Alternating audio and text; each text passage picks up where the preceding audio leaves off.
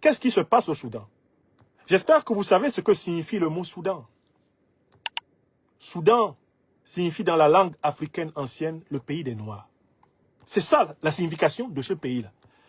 Et le Soudan est l'un des pays qui faisait partie du grand empire négro-pharaonique multimillénaire.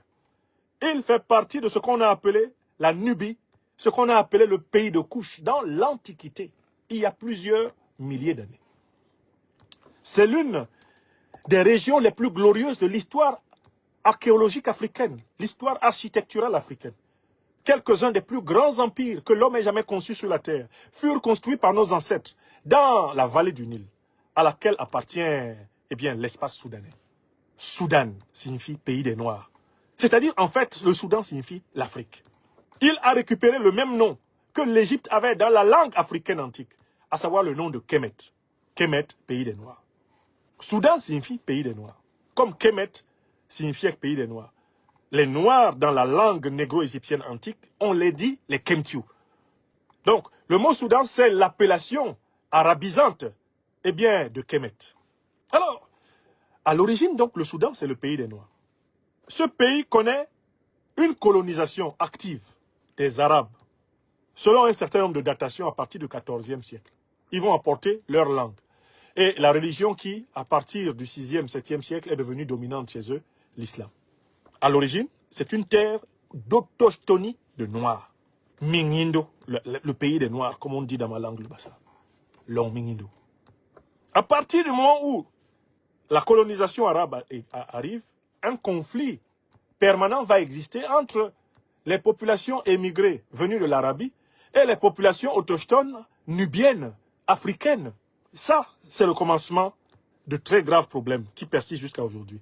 L'opposition entre les populations soudanaises d'origine arabe et les populations soudanaises d'origine africaine.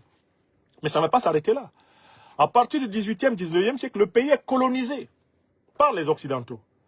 Et à l'occasion du partage de Fashoda, la France et l'Angleterre délimitent le Tchad et le Soudan dans la fameuse région terrible du Darfour, qui est en réalité une continuité anthropologique, culturelle, mais qui est divisée par le fait colonial.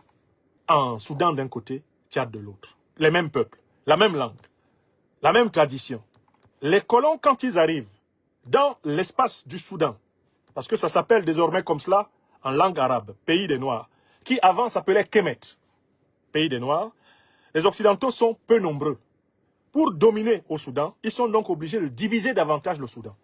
Voilà comment ils vont créer des frictions, ils vont renforcer les inégalités entre les Arabes et les Nubiens, entre les Nubiens et certains Nilotiques, entre les Nilotiques et un certain nombre de populations autochtones comme les Nuers, etc. Ils vont créer et renforcer les identités.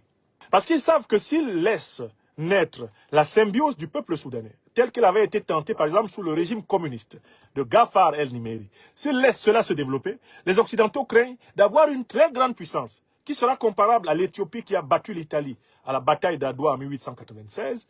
Ils craignent qu'une grande puissance africaine émerge et qu'ils ne puissent plus piller tranquillement l'Afrique. Ils vont tellement jouer sur ce clivage que le Soudan indépendant va être handicapé dès sa naissance. Il va naître, mais avec en son intérieur un État multinational. Un État composé de plusieurs nationalités. Les Arabes au nord, les Nubiens au centre, les Nilotiques à l'extrême sud, et même des populations bantoïdes ou semi-bantoïdes. Vous comprenez ça? Puisque les colons britanniques insistent sur cette division, les revendications politiques vont s'exprimer à l'intérieur de cette division. Les partis politiques vont être des partis ethno-régionaux. Et le Soudan va être mort-né, puisqu'il est, dès le départ, constitué par une neutralisation des gens du Nord par ceux du Sud, des musulmans par les chrétiens, des chrétiens par les animistes, des Nubiens par les Nilotiques, des Nilotiques par les Nuers, des Nuers par les Arabes. L'occidental étant en minorité numérique, a besoin d'une population divisée pour dormir tranquillement dans sa case coloniale. Voilà comment ils ont laissé le Soudan. Mais entre-temps, le Soudan est un pays immensément riche. Il y a notamment dans ce pays deux ressources en quantité considérable. Ce sont le pétrole au sud et l'or au nord. À cause du pétrole au sud, les Occidentaux vont attiser et financer la guerre civile soudanaise. Ce sont eux qui vont armer John Garang, le chef de la rébellion du Sud-Soudan, pour que celui-ci se batte et obtienne la partition du Soudan.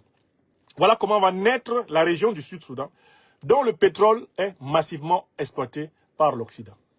Maintenant, dans le Soudan du Nord, qu'on appelle aujourd'hui Soudan, et dont la capitale est Khartoum, mais la véritable capitale opérationnelle, c'est Port-Soudan, sur la mer Rouge. Il va y avoir une élite, une oligarchie militaire arabe, incarnée par le général Abdel Fattah Burhan, soutenue par l'Égypte et l'Arabie Saoudite. Et il va y avoir une autre faction militaire, anciennement appelée les Janjaouides, des milices tribales, qui étaient sous la direction des Arabes de l'oligarchie militaire, pro-égyptienne et saoudienne, et qui étaient chargés de pacifier les ethnies négroïdes et bien du Sud. Ces miliciens Janjaouides vont être reconstitués en une force qu'on appelle aujourd'hui le FSR, les forces de soutien rapide du général Hemeti. Hemeti, quant à lui, est soutenu par les Émirats arabes unis et leurs alliés dans la sous-région, qui lui procurent des armes. Et que font les deux groupes qui s'affrontent? Les deux groupes qui s'affrontent pour contrôler la ressource essentielle du Nord-Soudan. Vous savez quelle est la ressource essentielle du Nord-Soudan? De quoi le Nord-Soudan est riche? De l'or. C'est une terre d'or. Abdel Fattah Burhan se bat pour prendre l'or de son pays, le vendre à travers les Égyptiens et les Émirats arabes unis au monde entier. On le paye, il achète des armes avec et il pille encore de l'or pour vendre. De son côté, Hemeti se bat pour piller l'or de son pays et le vendre au monde entier à travers ses parrains, les Saoudiens. Entre-temps, le peuple soudanais se meurt. Si vous allez même au Sud-Soudan, vous vous rendrez compte entre les partisans du parti qui a obtenu la sécession du Soudan, c'est-à-dire les partisans de John Garang, aujourd'hui décédé, les descendants politiques de John Garang, il y a une guerre là-bas, entre eux. Là encore, c'est pour le partage des revenus du pétrole. Ils ne font pas les produits finis du pétrole. On ramasse le brut, on donne aux Occidentaux, les Occidentaux raffinent chez eux, et on se bat pour être le premier à vendre moins cher le pétrole du Sud-Soudan. Voilà la situation au Sud-Soudan. Au nord, on se bat pour être le premier à vendre l'or du pays moins cher. Voilà la situation de notre peuple. Des dirigeants politiques qui n'ont pas pitié de leur peuple, qui volent, qui pillent les richesses de leur peuple pour nourrir des puissances étrangères en échange d'un soutien en armes, un soutien en quelques produits finis et la petite gloire de se dire « je suis le chef ».